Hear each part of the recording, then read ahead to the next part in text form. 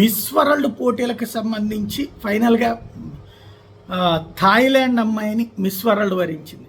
ఏదైతే హైదరాబాద్లో జరిగింది, టోటల్గా ప్రపంచంలో 150 దేశాల్లో సర్క్యులేట్ అయింది. 150 దేశాల్లో ఒకేసారి లైవ్లు ఇచ్చినటువంటి పరిస్థితి.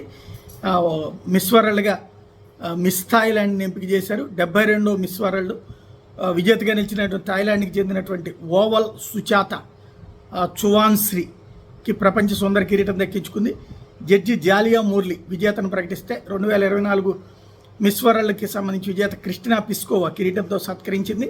రన్నరప్గా ఇథియోపియాకి చెందినటువంటి ఉస్పేట్ డెరేజా అడ్మాన్సు, 3వ స్థానంలో పోలాండ్కి చెందినటువంటి మాబా క్లాడ్జా, 4th ప్లేస్లో మార్దినిక్కి చెందినటువంటి ఔర్లీ జోకిమ్ నిలిచారు.